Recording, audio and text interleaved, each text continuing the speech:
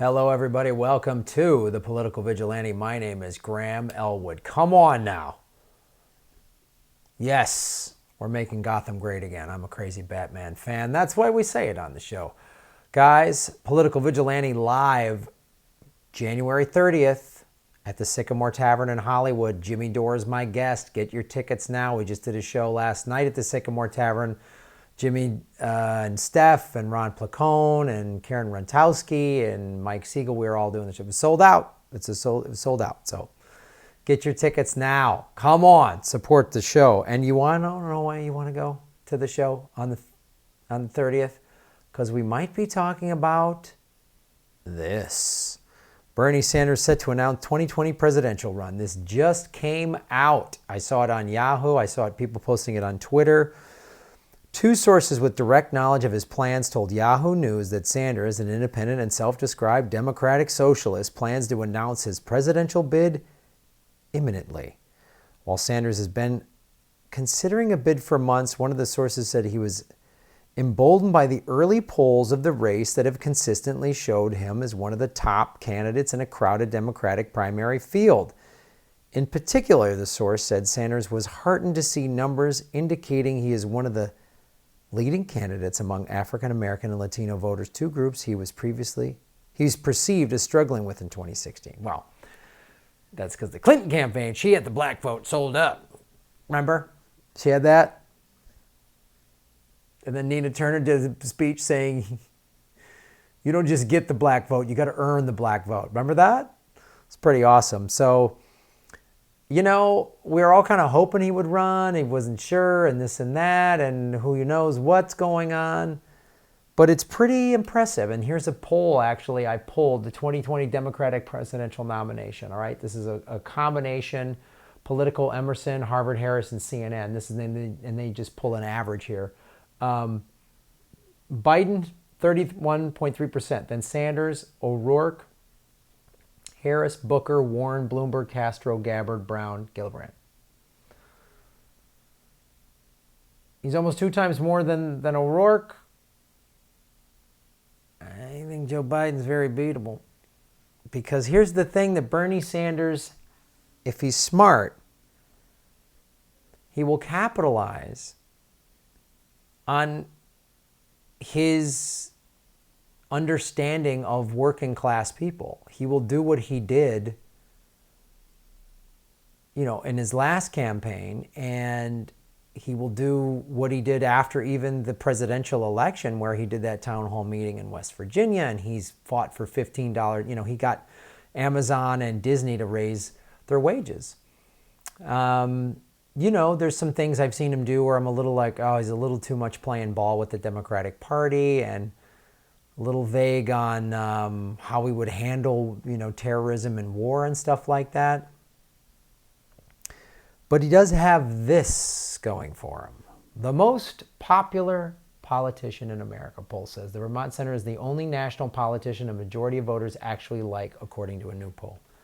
There's a lot of people that voted for Trump that said they would have voted for Bernie Sanders. There's a lot of counties and stuff like that he won in the primaries, or districts that he won in the primaries, that then in the and it's hard to say, but that then went, those districts and counties went for Trump. I think he's a guy that will be able to pick off a lot of moderate Republicans, a lot of the diehard Trumpers that are all like, make America great again, and they got their Confederate flags or whatever. No, he's not going to get much out of them. But just the working class people that felt shunned by everybody, I think those folks are going to who see Trump doing all this bullshit, who see Trump giving $1.5 trillion in tax breaks to his rich buddies, who have actually, he's hurt farmers, and farmers have had to get subsidies, or flat out just money. And there was an article, a video that I did several months ago, interview with farmers who were like, we voted for him to help with working class people out, and he hasn't really done it. I think Bernie can be able to show, look, I got Amazon to raise their wages without even passing a law. Imagine what I can do as president. So, it's really interesting. It's really interesting to see what'll happen. And it seems pretty real because in addition to these two sources, a former Sanders staffer who had not been briefed on the imminent announcement plans nevertheless said many recent signs suggest he is set to pull the trigger on a presidential campaign. Specifically, the former staffer said Sanders has been building out the infrastructure he would need for a White House bid. He's already talking to staff, and there are people he's hiring.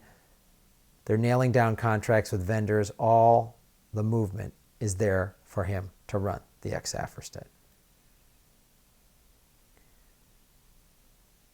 And all he's done since Trump's been elected is just call Trump out and try to get stuff done.